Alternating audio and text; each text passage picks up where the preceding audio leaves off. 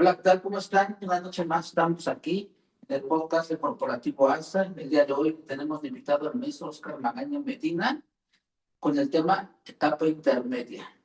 Él es egresado de la Universidad Americana, maestro en procesal penal acusatorio y juicio oral por el Instituto Nacional de Ciencias Penales, abogado postulante en materia penal, fundador del despacho Magaña Medina y asociado secretario técnico de la Comisión de Salud del Congreso de la Ciudad de México, segunda legislatura, asesor político externo de la Presidencia de la República, asesor político externo de la Jefatura de Gobierno de la Ciudad de México y ha sido docente en materia penal en diversas universidades.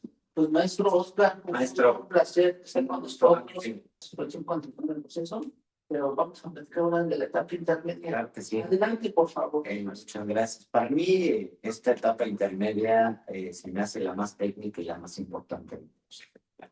¿Por qué? Porque esta etapa se va a definir con qué vamos a juiciar, con qué medios de prueba, si hay exclusión. Recordemos que la etapa intermedia sirve para depurar hechos, derecho, acuerdos probatorios y medios de prueba.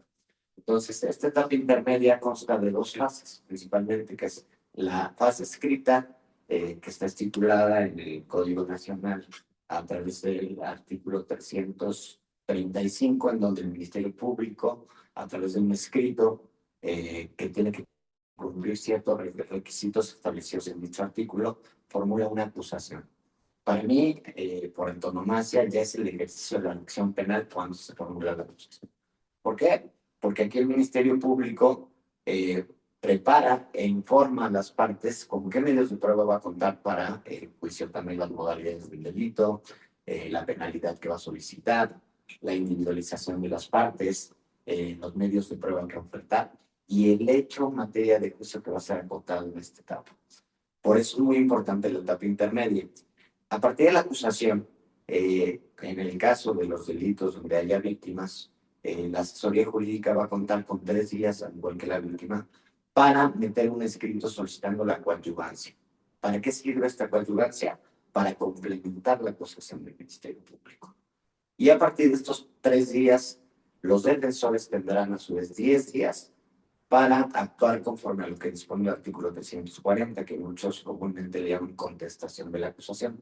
Yo no estoy de acuerdo en que sea una contestación per se, porque no hay controversia, sino que el artículo 340 prevé que el defensor podrá, o el imputado a través de su defensor, señalar vicios formales de la acusación, podrá solicitar acuerdos probatorios, podrá ofertar sus medios de prueba. Para eso sirve la fase escrita de la etapa intermedia. Digamos que entre las partes se van a dar a conocer de manera escrita con qué van a contar para esta fase oral, que es la siguiente de la etapa intermedia. Una vez que se haya dado estos 3 pasos, el tribunal señalará una audiencia en donde oralmente el Ministerio Público primero va a exponer su acusación de manera concreta, sucinta, conforme lo dispone el 335, y depende mucho de los criterios de cada juez. Para mí hay un juez en específico, un gran amigo y a quien admiro mucho, el doctor Gerardo Campos Malagón. La audiencia intermedia en la fase oral se debe de llevar escalonadamente, es decir, primero, bueno, se va a individualizar a las partes, se va a hacer la depuración del derecho, conforme lo disponen en el artículo 340 y 338 del Código Nacional. Es decir, por ejemplo, cuestiones formales de que el Ministerio Público a lo mejor solicita para la imposición de la pena y lo sustenta en el artículo 70, 72 y por error pone el 80, ¿no? Para eso sirve la depuración del derecho. La etapa intermedia es la primera que se va a hacer. Acto seguido, nosotros tenemos algo que se llaman incidencias. Estas incidencias corresponden a los vicios formales. Pero aquí también hay un detalle que ya hay mesas de debate, incluso ya la Corte se pronunció, en el que la corrección de los vicios formales puede abarcar todo menos el hecho material de la acusación. Porque hay algunos jueces que permiten la corrección de vicio formal del hecho cuando sabemos que el hecho es inmutable a partir de la emisión. Entonces, para mí, bueno, es objeto material de fondo el hecho material de acusación y no puede ser corregido a través de vicios formales. Pero sí, los nombres de las partes, a lo mejor algún artículo, a lo mejor cuestiones de forma, lo que se va a corregir. Acto seguido, en esta etapa intermedia, el juez va a preguntar a la gente del Ministerio Público respecto a si hay una acumulación o separación de acusaciones. Porque, bueno, hay ciertos procesos que sí lo ameritan así, ¿no? De la misma forma, ahí el juez lo que debe hacer, y que la mayoría de los jueces, por lo menos lo que yo he visto en la práctica, no lo hacen, es pasar a las excepciones. Hay dos tipos de excepciones, que son principios generales del derecho, las dilatorias y las perentorias. Entonces el juez va a preguntar si hay excepciones a manera de incidencia. Recordemos que las dilatorias, bueno, puede ser la ausencia de competencia, la ausencia de requisitos de procedibilidad y la litis pendency, que son las más. Y acto seguido las excepciones perentorias, que uno ya sabemos, cosa juzgada, alguna causa de excluyente de la responsabilidad en ese momento, que pudiéramos como partes hacer la manera de incidencia como una excepción en la fase oral de la etapa intermedia. Después de esto, los acuerdos probatorios, y esto es relevante porque tiene que ver ya mucho con la teoría del caso de cada una de las partes. Acuerdos probatorios, por lo regular, abrimos con un ejemplo de un delito de violencia familiar. ¿Cuál podría ser o cuáles son los acuerdos probatorios que por lo regular propone la Fiscalía? Que se tenga acreditada que hay una relación o una relación de parentesco, de hecho, entre el imputado y la víctima, por ejemplo. O habiendo menores, por ejemplo, pues las actas de nacimiento que se tenga por ya probado que las menores son hijas de las partes. ¿Por qué? Esta también es una depuración importante, porque entonces, por ejemplo, si hablamos de este tipo de depuración, de un acuerdo probatorio de las actas de nacimiento, pues ya en la etapa de juicio ya no vamos a tener que probar que son hijas de las partes, ¿no? Sino que ya se va a considerar un hecho incontrovertido a partir de esos acuerdos probatorios. Después de esto, que muchos jueces, esta parte que sigue lo hacen al principio, el artículo 337 del Código Nacional nos habla del descubrimiento probatorio. Para que nosotros podamos pasar esta fase de la etapa intermedia, las partes, tanto Fiscalía como Asesoría Jurídica y Defensa, tienen que haberse revelado todos los documentales, todas las entrevistas, todos los registros de los que van a ver sus medios de prueba, los órganos de prueba. Si falta este descubrimiento probatorio, pues no se puede culminar la audiencia intermedia. ¿Por qué? Porque recordemos que eso sería, por ejemplo, para la defensa, pues sería una violación de derechos fundamentales, ¿no? Entonces, el juez va a preguntar a las partes si se han descubierto todos sus medios de prueba y acto seguido, en esta fase oral, una vez que se haya hecho el descubrimiento probatorio, viene lo más importante, que es la exclusión de medios de prueba. Esta está contemplada en el artículo 346. ¿Y cómo podemos solicitar la exclusión o cómo nos pueden solicitar la exclusión como contraparte de los medios de prueba?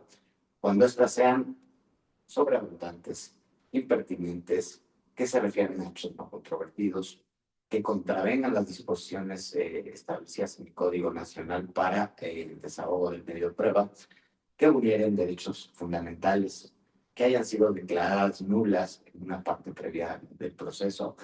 Y aquí se va a abrir un debate. Si alguien de las partes señala que quiere excluir a su contraparte un medio de prueba, pues va a fundar en qué viene, en qué va a ser esa exclusión, como lo dijimos, por ejemplo, que contravenga las disposiciones del código, y se va a abrir un debate de contradicción de por qué sí se debe excluir o por qué no se debe excluir.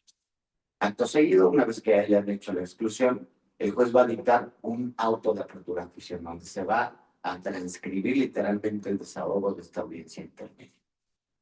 Pero también, Ángel, es muy importante señalar que esta etapa es muy relevante porque es la última oportunidad que tienen las partes para llegar a una solución alterna de la controversia o a una forma de terminación anticipada, ya que dichos mecanismos ponen como límite hasta antes del auto de apertura a juicio. Entonces, creo que es la más técnica también porque recordemos que la teoría del caso lo tenemos que empezar a armar desde la integración de la carpeta. Pero aquí es donde se va a concretar realmente la pretensión de cada una de las partes sobre su teoría del caso. ¿Por qué? Precisamente por la exclusión probatoria, la depuración del hecho, perdón, del derecho y los acuerdos probatorios que van a ser materia de juicio. Creo que es la más técnica y la más relevante de las etapas. Sí, fíjate, maestro, todo lo que nos estás diciendo, en pocos minutos lo desarrollaste, ¿no? Pero esto bueno para todos los abogados que apenas van iniciando y todo. Cuando hablamos de la etapa intermedia, es de manera escrita la primera etapa y la otra es para el juicio oral, ¿sí? Entonces muchos abogados quieren, no, ya se puede correr. No, lo que pasa es que el maestro tiene la práctica, ¿no? Dice que la práctica es el maestro. Entonces se vio muy sencillo, pero no es tan sencillo, abogado, ¿sí? Muy Ahí lo que decía el maestro, poníamos un ejemplo, un acuerdo probatorio de violencia familiar. Tienes el acta de matrimonio entre cónyuges, no van a controvertir, claro, ¿no? Ahí está. Es así, es por ejemplo entre el padre y un hijo, está el acta de nacimiento. ¿No? Oye, ¿para qué la quiero desahogar en juicio? Sí. Si no hay una controversia sobre esto, ¿no? Eso es lo que va a acreditar, ¿no? Precisamente uno de los elementos, ¿no? Que es precisamente de que efectivamente el hijo y el papá tienen esa relación filial. Así es. Entonces, te lo oí tan sencillo, abogados, pero hay ocasiones, como lo dice el maestro, a lo mejor las partes no conocen el sistema. Me ha tocado ver que en ocasiones llega uno a una audiencia y te das cuenta de que una de las personas no conoce el sistema. Claro. ¿Sí? Ahorita lo vemos, ¿no? Con la nueva reforma judicial, que hasta el mismo órgano jurisdiccional también por ahí como que le llega a fallar ahorita, ¿no? Entonces, eso es importante que sepa la audición que apenas van iniciando. Sé que hay muchos abogados que nos están viendo que ya conocen, que llevan años de experiencia y de práctica. Por eso es importante, ¿no? Son dos secciones, la escrita y la práctica, ¿no? ¿Algún otro ejemplo más que pueden llegar? De hecho, ahora de una explosión de medio de prueba. Bueno, por ejemplo, la más común que se da es la de la sobreabundancia. ¿Qué pasa si la gente del Ministerio Público en su acusación pone la declaración de 3 o 4 policías apresores? Se puede excluir conforme al artículo 346, inciso A, fracción primera, por sobreabundante. ¿Por qué? Porque estos 4 órganos de prueba van a ir a hablar sobre lo mismo. Entonces, lo que se hace es, se excluyen a 2 y se quedan 2. Ese es el ejemplo más común que se da, ¿no? Pero, por ejemplo, para una exclusión sobre las que contravengan las formalidades del Código Nacional para su desahogo, aquí podríamos tener, por ejemplo, la de un peritaje reproducible, que no es tan común, pero que sí es muy relevante. ¿Por qué? Porque muchas veces como defensa, el artículo 274 del Código Nacional que habla de peritaje reproducible tiene ciertas reglas que la Fiscalía muchas veces no sigue. Y si tú como defensa no excluyes ese medio de prueba, pues te va a impactar en el juicio oral. ¿Por qué? Porque a veces, a criterio de los jueces, pues no es suficiente con un metadictamen. ¿Por qué? Pues lo más común en delitos sexuales o delitos de violencia, que siempre le dicen al perito que realizó el metadictamen, ¿usted entrevistó a la víctima? No, no, no tuvieron la oportunidad. Y es también la importancia de actuar desde la investigación judicial. Pero también te decía que es muy técnica porque, por ejemplo, esto de los acuerdos probatorios, lo que decías del acta. ¿Qué pasaría si en la modalidad del delito una de las agravantes es una cuestión de parentesco y el Ministerio Público en su acusación pone que es por relación de hecho y resulta que están casados? Pero pues serán los delitos de abuso sexual, ¿no? Entonces, ahí, por ejemplo, podría llegar la en esta etapa como de inicio. Entonces, es muy relevante y también porque, conforme a lo que hablamos del anterior caso, en el caso de los defensores, existen para mí 3 tipos de defensa: la activa, la mixta y la pasiva. Para muchos no existe la defensa pasiva, para mí sí. La activa, pues, es cuando la defensa va a acreditar con medios de prueba alguna causa de tipicidad o van a mostrar la inocencia. Eso es lo que está. La defensa mixta es cuando ofertas medios de prueba, pero también vas a desvirtuar la acusación de la fiscalía en juicio por insuficiencia probatoria, deficiencia de investigación, etc. Y la pasiva es cuando tú no ofertas medios de prueba como defensa, pero a través de los ejercicios de litigación en audiencia en juicio, te vas a encaminar a ver que a la fiscalía le faltó hacer una investigación de los hechos. Aparte, es uno de los sujetos del Código Nacional de Esclarecimiento de los Hechos, establecido los dos, que hubo insuficiencia probatoria para el estándar que requiere el artículo 402 del Código Nacional. Es decir, no es que la pasividad sea no external, sino que tu teoría del caso va a ir enfocada a decirle al juez, no cumple con el estándar que es de prueba plena ya en la audiencia. Fíjate, maestro, que ahorita respecto a lo que hablas de la defensa pasiva, nos ha tocado asuntos, pues, llegan y ya precisamente en la etapa de juicio, dices, bueno, pero es que no fue nada la defensa, ¿no? Decimos, entonces va a ser una defensa, ya nos queda otra más una defensa pasiva, ¿no? No, bueno, es que ahí yo lo que siempre hago, y lo hemos hecho en varios asuntos, porque ahí lo comentas en el, muchas veces te cae el asunto en la intermedia y ves, y el Ministerio Público formuló su acusación, pero la defensa no metió un escrito conforme al 640. ¿Qué pasa? Que ahí lo que puedes hacer en la audiencia intermedia, a través de una incidencia, en la etapa que les dije de incidencias, es decirle al juez de control que vas a plantear una incidencia de nulidad conforme al artículo 97 del Código Nacional. ¿Por qué? Una defensa inadecuada, una incapacidad técnica de la defensa, sabiendo que tienes medios de prueba que ofertar y no lo hizo a la vez en su momento. Entonces, conforme al artículo 20 constitucional, en su apartado de fracción cuarta, es un derecho fundamental el imputado para probar. Pero si no lo hizo la defensa que llevó el asunto, bueno, pues una causal de nulidad. Recordemos que el artículo 97 establece que puede ser en cualquier momento del proceso la nulidad y que no es ni convalidable ni subsanable. Es decir, lo que tiene que hacer el juez, este efecto de la nulidad sería la composición del plazo de esos 10 días para que tú como nuevo defensor puedas soportar medios. Y no quede en estado de indefensión, ¿no? Precisamente. Y de hecho, mucho debate, ¿por qué? Porque muchas veces lo que hacía la defensa no era llegar a la intermedia, que era ofertar los medios de prueba. Eso no se puede, porque ya estás fuera de los plazos establecidos, ¿no? Inclusive para el 337 de descubrimiento probatorio. Entonces, yo creo que ese sería el mecanismo idóneo, la habilidad para poder tener ese derecho más bien a ofertar las pruebas, ¿no? Si de lo contrario, lo que a veces hacemos es promovernos el amparo, ¿no? Promovernos el amparo y precisamente con ese amparo solicitamos la reposición. Nuevamente, ¿no? Es correcto, hay ocasiones que, digo, hay cosas que nos toca, pero en la etapa de juicio. Sí. Vamos a llamar en la etapa intermedia, ¿no? Sí. En la etapa de juicio, ¿no? ¿Qué haces? Vamos a amparo.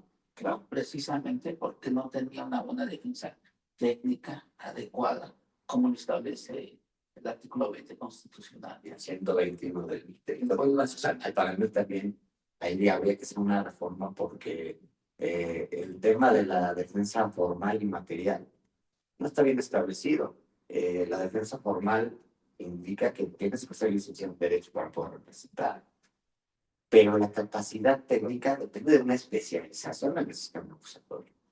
Y una defensa adecuada quiere decir que no haya deficiencia sistemática en el actuar del defensor. Pero muchos jueces no lo hacen de oficio, ¿no? Entonces creo que es bastante relevante. Sí, digo, desafortunadamente a veces, es más bien el representado no conoce el derecho, ¿no? Y trae el asunto, se lo da a un abogado creyendo que la persona no tiene por qué conocer. Y es cuando dicen, es que me dijo pues usted creyó, porque usted no es abogado, le decimos, ¿no? Ahora, no hizo bien su trabajo, fue el abogado. O a veces le decimos, sí hizo bien su trabajo el abogado, pero pareciera que alguien le dice, es que no va lo que decíamos a la defensa pasiva, es que va una defensa pasiva. Y una defensa pasiva es que no forzosamente tiene que ofertar medios de prueba, sino la carga de la prueba la tiene la fiscalía y él tiene que acreditar el tipo penal, todos y cada uno de los elementos del tipo penal. Entonces lo que iba a hacer su defensa. Y de manera prueba plena, porque ya no son indicios. No, estamos en la etapa de inicio. No estamos en la audiencia inicial para que solamente con indicios se pueda dar un auto de vinculación a proceder. Estamos en la etapa, vamos a entrar en la etapa de inicio, estamos en la etapa intermedia. No nos pueden hacer el cambio del hecho tampoco. Y yo siempre a mis alumnos o a la gente que trabaja conmigo, les digo, eso es la importancia de desarrollar la teoría del caso de ficción. Le va a dar su tablita, hipótesis práctica, hipótesis jurídica, hipótesis probatoria. Y vas anotando, conforme se va integrando, pues este es tal hecho, la hipótesis jurídica que está queriendo ocurrir en el Ministerio Público es esta, y lo quiere probar con esto. Y ya cuando llegas a intermedia, ya sabes qué es lo que vas a aplicar. Sí. ¿Qué es lo que quieres que se lleve a juicio? ¿Qué quieres que se excluya? Para mí es muy relevante hacerlo desde el inicio. Digo, hay muchos asuntos que, como bien lo dices, pues ya te llegan en ese momento y tienes que desarrollar tu teoría del caso en ese momento, pero también es importante conocer las herramientas que tenemos pues para garantizar una defensa de todos los Lo que decir es un ejercicio para los que nos ven desde el inicio, que te llegue el asunto y desde que es más, de que te hablan para que vayas a la audiencia inicial, como dice el maestro. Desde ahí ya tu pequeña tablita, ve viendo qué sí te sirve, qué no te sirve, para que no llegues a la audiencia intermedia y a ti te realice una exclusión de medios de prueba. O que todo pase, ¿no? Y que llegues a un juicio. Tuvimos un asunto, me acuerdo, en el que eran 28 órganos de prueba. Y eran más de 1000 documentales, más de 1000 videos. Y por la mala actuación del juez en la etapa intermedia, pues pasaron todas esas documentales. Ahora desahoga las inquisiciones. Teníamos audiencias de 6 horas viendo fotogramas o videos que no servían para el esclarecimiento. Por eso es importante esta depuración, para que a juicio llegues con lo indispensable para que cada quien acredite sus teorías de caso. Sí, sí. Fíjate, también comentabas algo, maestro, de es el momento idóneo para que tú puedas también poder allegarte a poder concluir ese asunto con una salida alterna. Claro, ¿no? Uno de ellos, la última oportunidad. La última oportunidad, ¿no? Que te puede ser al juicio abreviado también. ¿No? Te puede ser una condición, lo que hablaba el licenciado Gary. Entonces es un momento adecuado que también nosotros como abogados tenemos que hacérselo saber a nuestro representado. Tienes estas opciones. Te vas a ir a juicio, tenemos esas alternativas. Si es un delito que tiene la media aritmética menos de 5 años, te puedes ir por esas salidas. Es una forma para todo, una suspensión que lo que muchos abogados no le explican a los representados es, por ejemplo, en un delito de violencia familiar, se da perfectamente la oportunidad de una suspensión y tiene efectos de sentencia condenatoria, de sentencia absolutoria. Es decir, una vez que se cumplen las condiciones establecidas en el 195, vas a tener una sentencia absolutoria. Y la reparación del daño en materia de violencia familiar muchas veces pues es pagar el daño psicoemocional. Entonces, son mecanismos que sí pueden beneficiar a los imputados. Entonces, sí, entonces, o sea, aparecen muchas cuestiones de la etapa intermedia, ¿no? Ya nos hablaste de varias, son desde la exclusión de una, como defensa, como fiscalía, ¿no? Asesor jurídico, ¿no? ¿Cuál es el papel del asesor jurídico? Lo comentabas. Tienen 3 días también para coadyuvar con el Ministerio Público y ampliar un poquito o ver qué le hizo falta para la acusación. Por supuesto, porque muchas veces sabemos que desgraciadamente en la práctica muchas veces la participación del asesor jurídico es nula. Cuando nos ha tocado a nosotros como asesores, pues precisamente hacemos la coadyuvancia para complementar esa acusación. ¿Y qué implica complementar esa acusación? Por ejemplo, meter dictámenes particulares que apoyen a mi solicitud de reparación de daño para ya en materia de ejecución, la corrección de vicios formales del agente del Ministerio Público. Es muy relevante. ¿Por qué? Porque al final de cuentas lo que se busca, uno de los objetos o principios del sistema acusatorio es la reparación integral del daño. Y esa es la chamba del asesor jurídico. Fíjate que iba a eso precisamente. ¿Qué medios de prueba tú aconsejarías para una reparación del daño integral? Hablando del delito que estábamos platicando, de violencia familiar. Bueno, es que ya la Corte también se ha pronunciado, la Corte de aquí en México y la Corte Interamericana, sobre la definición o el concepto de reparación integral del daño. Y esto no solo es, por ejemplo, la lesión psíquica, también puede haber un procesante, puede haber restitución de derechos, puede haber el tema de vulnerabilidad, es un tema importante, ¿no? Garantías de no repetición del delito. Entonces, ¿qué puedes aportar? Dictámenes particulares en antropología social, en perspectiva de género, que sustenten esa reparación del daño, ¿no? Porque muchas veces pues, se queda nada más en te pago lo del psicológico, si hubo lesiones, lo del médico y se acabó. Y eso no es una reparación integral del daño, ¿no? También, por ejemplo, muchas veces cuando se contrata un asesor jurídico particular, se puede, y hay también tesis al respecto, como reparación del daño, los honorarios que haya gastado la víctima del abogado. Tiene ciertos requisitos, ¿no? Tiene que haber de por medio una factura de servicios profesionales, y se debe estar contratando la prestación de servicios. Pero es la oportunidad en la que la víctima lo puede integrar. Eso no lo va a hacer el Ministerio Público para la reparación del daño. La víctima, a través de su asesor jurídico en la propiedad, puede complementar estos medios de prueba para la reparación del daño. Sí, fíjate. Un tema muy importante que tocaste nuestro es el contrato de prestación de servicios y la factura. Para todos aquellos colegas que nos están viendo y que no se han dado de alta en Hacienda o ya están dados de alta en Hacienda, procura para que den tu firma o simplemente para que puedas implementar tu cédula, ya te piden todos los procesos. Entonces, pero muchos que no hacen sus declaraciones no facturan. Facturen, porque eso les va a ayudar para cuando, como dice nuestro, cuando vayan a solicitar la reparación del daño integral, quieran ustedes que les paguen sus honorarios. En este caso, a veces la víctima dice, oiga, no puedo recuperar algo de lo que ya les pagué. Ah, sí, sí puedes. Pero mira, aquí está tu factura, ¿no? Yo te hago tu factura y demás, ¿no? Entonces siempre háganlo. Hagan, y qué buenos consejos que nos estás dando, maestro. Pues mira, se va rapidísimo el tiempo, ¿no? Pero, ¿con qué podemos cerrar? ¿Cómo concluimos nuestro? Pues yo creo que sigan estudiando, especializándose, porque las dinámicas van cambiando, las leyes van cambiando. Y esta etapa intermedia yo creo que es punta de lanza para lo que se va a hacer. Entonces, si no vas bien preparado a la intermedia, realmente lo que vas a obtener en juicio, pues probablemente no sea muy favorable. Es como si fuera la cimentación para una propiedad. Esto sí, Y hacerlo desde el principio, no esperarte a llegar a la intermedia, irlo haciendo desde el principio, ir concretando tu teoría del caso y fortaleciendo. No, porque se desde la audiencia inicial, la etapa intermedia, y antes de la etapa intermedia no entiendo. No, sí, es la investigación complementaria, ¿no? Desde ahí empezar. Desde ahí estar en la fiscalía y hacer escritos y ofertar datos de prueba y controvertir desde ahí los del Ministerio Público. Creo que es muy relevante para llegar a una etapa intermedia fortalecidos en cuanto a los derechos del caso.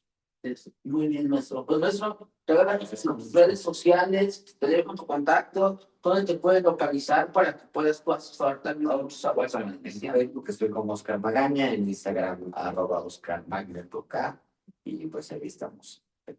No, pues te agradecemos el tiempo, maestro y todo, y que más adelante podamos hacer un curso para que vengan los abogados, tú les expliques tanto en línea como presencialmente, Con mucho y gusto. les dan los tips, que es lo que se requiere, ¿no? Los tips de personas que realmente están litigando constantemente y ustedes que se dedican a materia penal, y eso es lo que realmente necesita, ¿no? La comunidad jurídica, en toda que estuvo todo en línea, no es lo mismo, ¿no? Cuando se vuelve a firmar, Estudiando es lo más relevante. así es. Bueno, pues agradezco, maestro. Maestro, muchas gracias. A todas las transmisiones. Les agradecemos que nos hayan visto, que nos hayan sintonizado.